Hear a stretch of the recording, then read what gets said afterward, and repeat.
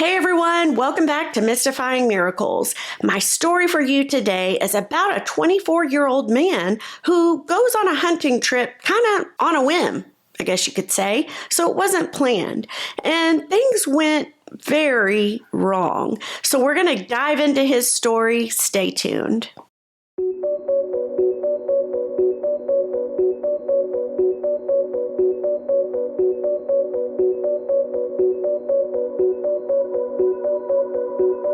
So this story has to do with a man named Donald Jacobson. He was 24 years old. He had a wife named Brenda and a Labrador retriever named Big Boy. They lived about 20 miles east of Portland, Oregon. And where they decided to kind of settle and live, it was very sparse. There wasn't a lot of people, so it was just nice countryside. Well, there came a day in late November one year, and Donald, he had just taken the safety off his 12-gauge double-barreled shotgun, and he could feel the excitement. And reason being, Donald was an avid outdoorsman. Liked everything outdoors, and he was a hunter. He hunted quite a bit, and so he was excited on this day. He had actually also just put a new stock on his shotgun, so he was antsy to try it out. This is what led to him just kind of going on a whim to go hunting really quick. And like I said, of course it was not planned. He grabbed some shells, stuffed them in his jeans. He told Big Boy, come on, and both of them hopped in the car and headed towards Rosalyn Lake. Donald had planned to go there because he knew there were ducks. Now, there was one thing.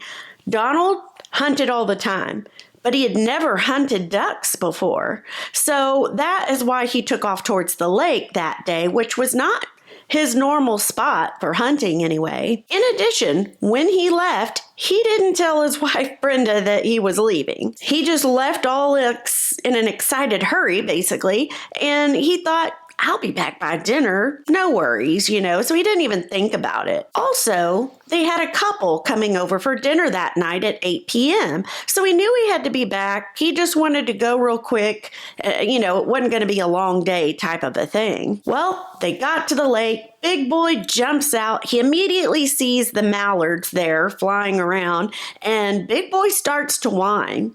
There was one thing about Big Boy. He hadn't really learned yet that, when you're hunting, you should be still as a statue. You know what I mean? So he hadn't got that down yet, poor thing. So that's why he was whining and he was kind of moving and splashing, and he was excited to be at the lake as well. The thing about ducks, apparently, I've never been hunting, but as I was reading about ducks. When you hunt them, they sense any movement. And as soon as they sense any movement, they take off. So even more so with duck hunting, to be still, quiet, until you're ready. That wasn't happening because of Big Boy. He was just too excited. So Donald kept looking behind him, kind of trying to whisper harshly to him, like, stop, be still, but it wasn't working. Because he wasn't listening to what Donald was saying, because he was so excited, Donald decided to do something, which ended up being a big mistake. So in the confusion, Donald shifted the gun to his right hand, and he was holding it by the barrel. Well, at the same time, he made a sweeping motion behind, back towards Big Boy, still trying to get him to be still and be quiet. And in doing so, what occurred next was crazy. It happened fast, and it was shocking. I say that because when that movement, that whole thing, the shift, most likely what happened is a screw was loose in the new stock that he had put on. Well, this allowed the trigger guard to be pressed down on the trigger, thereby setting it off or shooting it, I guess you could say. And the sound, of course, from a shotgun like that, it was ear-splitting, and it was sudden. Donald said that it felt like a humongous fist had just punched his right side of his body, just right above his right hip. And as soon as that trigger was pressed, it hit Donald there, and Donald's body just flew back into the water. And as all that's happening, he's realizing what had just occurred. And even though that Donald knew what had just happened, he was still in shock about it. And he was just numb. One good thing about when Donald flew back and landed in the water, he wasn't in deep water. It was about 10 inches or so. So thank goodness for that. He tried switching the gun around, and he was going to try firing 3 shots as an SOS signal. But he was so slow in reloading that when he did it, it didn't come off as an SOS signal. So that failed. Also, Donald's right leg was now paralyzed. So anytime he was trying to stand up and do his best to get up out of the water, it failed. He couldn't do anything. And this whole time in his head, as he's, in survival mode, the numb and the shock, because Donald wasn't experienced in firearms and he was big on safety. In fact, he called himself a safety fanatic. So having had this happen to himself while he's out alone, he was like, how could I have let that happen? That never, happens, because he is a safety freak. And in the story, it kind of describes a little bit to kind of give you, I guess, a deeper perspective here. So I'm going to kind of talk about that just for a quick second. So apparently a single shell loaded with number 4 shot, it apparently is a heavy duck load, and that contains around 150 pellets. I hope I'm saying all that right. I had to write that part down because I know nothing about guns. So anyways, that contains about 150 lead pellets. Well, when you shoot it at about 40 to 50 yards, it expands into a pattern, and it does that about 8 to 10 feet across. However, at close range, they condense, and it's almost like a solid projection. Well, it can tear a hole the size of a doorknob into almost anything. And that's exactly the type of hole that was blown into Donald's right side. So because he couldn't stand, he just crawled and rested. He was trying to crawl himself out of the water. Once he got onto the sand out of the water, he continues to crawl until he gets to a tree. And the pain, of course, this whole time is obviously unbearable. And after the fact, he later learned, during all that one of the pellets actually got into his bloodstream, and it went throughout all the chambers of his heart and landed in one of his lungs. Due to the pain during all this, and as he's crawling, Donald became severely nauseated, so much so he just couldn't handle it. And he ended up crying out to God, and he said, "If you're going to take me home, please do it quickly, or else help me with this pain." Well, when he cried that out, Donald claims that the pain immediately lessened. It was still bad, obviously, but it was tolerable. The nausea starts to settle along with the pain, so that he's able to collect his thoughts and do what he needs to do to survive. And when God lessened that pain in that moment, Donald says that is the moment he knew that, okay, I think I can survive. I think I can do this. I'm going to do my best to keep on going. And he said that the whole time that he just knew that God was right there with him, and he was listening to him and comforting him throughout this whole ordeal. Also, it's worth noting that Donald was close to the Lord his whole life. He had grown up in a good Christian household. In fact, his parents, when this occurred, they were missionaries in the far northern part of Canada, and they had taught all their children, Donald included, that miracles are real and that they happen all the time. And so growing up knowing that as a little kid, Donald knew that as an adult. And he didn't realize it yet in this moment as he's crawling and he's hurting and all that. But a spectacular miracle had already started. You see, amazingly, when that shotgun went off, it did not go all the way through. It had stopped inside his body. That should have gone through, but it didn't. Now, it did, of course, tear away muscles and ligaments and things like that. It also damaged part of his liver. It nicked his kidneys. But get this, it missed his spine entirely. A 12-gauge shotgun, a shell from one, missed his spine and missed going all the way through him. That in itself, definitely miraculous. Doctors later said that had that bullet gone all the way through, Donald would have bled out very quickly. Well, back to the story. Remember I said as he was crawling, he continued to crawl, and he crawled to a tree. Well, Big Boy, his Labrador Retriever, was right there beside him the whole way and followed him up to the tree. And as he laid there, finally just resting under that tree, he even added in his little story that Big Boy, I guess, kind of wanted to play. So he kind of ran off and got a little stick and brought it back to Donald so that he could play fetch with him. And Donald did.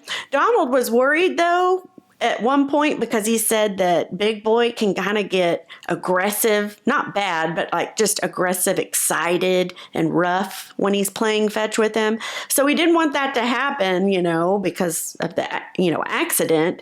But he didn't even have to end up worrying too much about it, because after a couple of fetches, Big Boy stopped the game. He could see that Donald was in bad shape, and he just kind of laid down next to him right there under the tree. Well, he laid there for a while. Donald saw the sunset. He saw the moon come out, and, of course, he's just still laying there in the wet clothes from having been in the lake. So now he's shivering and cold. And as he just lay there shivering, looking up at the moon, he says he just remembers thinking of his wife, Brenda, and how much that he just truly loved her. And he thought about, as he laid there, with God's help that night, and of course, Big Boy next to him, giving him warmth, he just thinks, hey, I can make it till morning, and I'm going to do my best. Meanwhile, back at home, Brenda's obviously starting to worry.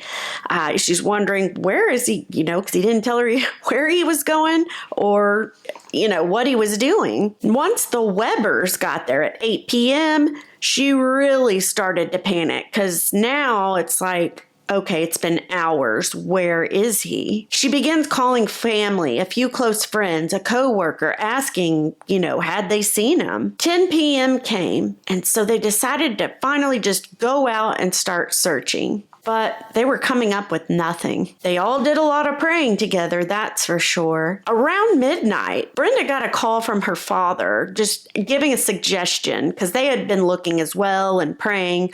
And he said, maybe check the Rosalyn Lake area.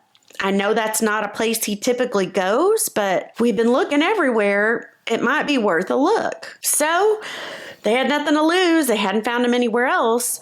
Brenda and the Webbers, that couple that came over for dinner, they hopped into a car and off they went towards Rosalyn Lake. Well, visibility was down to 15 feet because now it was very foggy. Around 2:11 a.m., they're going down a road right beside Rosalyn Lake, and all of a sudden in the distance, they can't see too far because it's pretty foggy, they finally stop because they see Donald's car. Eric Webber starts yelling at the top of his lung, just calling for Donald over and over, and then trying to see if he can hear anything. But first few times he hears nothing, so he continues to yell out, "Donald!" Finally, in the distance, he hears a faint answer. He can't make it out, but it's a faint voice. And it turns out it was Donald trying to answer him back. He was still conscious. Get that. Donald this whole time did not lose or become unconscious at any point. It was now in the low 30s, 30 degrees Fahrenheit, somewhere hovering around there. So, of course, Donald had been laying there shivering. Therefore, he could barely make out a voice. He tried his best, but he's so cold, and because of the accident, he can't yell out that well. Well, moments later after that, Eric comes running through the woods and he sees Donald up under a tree. Now, Donald was 6'3". So he was pretty heavy. He wasn't a big set or heavy set guy. It's just he was tall, so he was a big man. So they weren't able to lift him up and out of there to safety. What they had to do is go find the nearest little farmhouse. It's like probably almost 3 a.m. by this time. So they have to wake everybody up, tell them what happened really quick, and ask them if they can call the volunteer fire department. And the volunteer fire department was in a little town called Sandy. So they were able to contact them, get help out there, and police show up, an ambulance, and of course the volunteer fire department. They were able to carry Donald back through the woods and to wait for a chopper to come. Now, Donald had lost a lot of blood, and his temperature when the EMT took it was 94 degrees Fahrenheit. Now, because of the elements and because of what happened, the EMTs couldn't find a vein when they were trying to get an IV fluid bag started. Doctors after the fact said that had Donald been out there just one more hour, he would have passed away due to the elements itself. Now, here's another little miracle in the story. Because of the fog, helicopters usually can't land in that, okay? But miraculously, a hole opened up in the fog, and the chopper that came to pick him up was able to land. They got Donald loaded in, and they took him to Gresham Hospital. Now, when they got to the hospital, it's still a thick fog, so it was hard to land once more. But another miraculous miracle with the fog, another hole opened up, and the pilot, he was able to land at the hospital. Now, I don't know exactly how it works, once the chopper lands, how many people go out to get the patient, all that. I've never had that experience. But because of the fog was so thick, when I was reading this story, it said that they sat there for almost a couple of hours before, I guess, people could come out, grab Donald, and get him in the hospital. So it must have had to do something with the elements, the fog, obviously, and safety of the medical workers. But once they were able, the medical staff was prepared and ready. So by 7 a.m., Donald was in the OR and they were doing surgery on him. It took 3 hours for the surgeon to repair all the torn tissues in his body, and also dozens of the lead pellets were removed. Some even had to be left in his body because it was too dangerous to remove them. And once he was out of surgery and doing okay, Brenda, that's when she finally just let it go. She wept, and it was like a flood of relief. For the next month, Donald was in 3 different hospitals for different treatment. He survived, and everything ended up being okay in the end, and that was a miracle. Donald says that, he technically should have died that afternoon on the lake. And he also says that he gained 2 things since that accident that he's just carried with him all these years ever since, and that he's never forgotten. Number 1, he says, don't ever think that you're immune to trouble. He says, never let your guard down. And this first part is mainly towards outdoorsmen, people that hunt.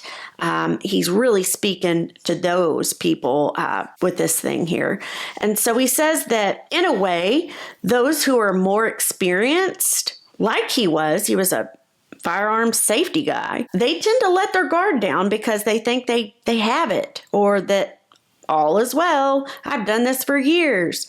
But he says the moment you let your guard down is when something can go wrong. He says he learned the importance of just Don't be careless or overconfident. Just, be aware, because if not, a split second can cost you your life. Now, the second thing he says that he learned that he carried with him for the rest of his life, he says, you can never be sure how much time you have left in this life. When Donald had his accident, he was vibrant, healthy, strong, and young. Despite that, though, in an instant, just a momentary lapse in judgment, letting your guard down. And he says he was staring into the eyes of death that afternoon. One quote I'll leave off with that Donald said at the end of his story, and I agree with it wholeheartedly. So here it is. If you think that there is time left to get your spiritual life in order, then think again. The time to make a decision about that is now. What if you never have another chance? End quote. I agree with that 100%, guys. I think it's so important. We always, in our busy everyday lives, we all get like that, where we forget or we have a momentary lapse in judgment, or we aren't thinking about the things that truly matter or that are really important. And your life is important. Your soul is important. And if you've never thought about that, or you've ever, maybe you brushed it off in the past and thought, I can think about that later. What if there's not a later? We aren't promised tomorrow. And I just think that's so important to really think about that. Most importantly, really give your life to the Lord if you've never done so. I just wanted to add that in there because I do agree with Donald in that what if we don't get another chance? We really do need to get our life and our, life in order. Physically, mentally, spiritually, emotionally, all of it. And it's just so important, especially in these crazy times, right, guys? What did you think about the story? I hope you guys enjoyed it. I hope it was a blessing to you guys. And I just hope you have a wonderful, wonderful week. God bless you guys. Thank you for watching, and I'm going to see you for the next one.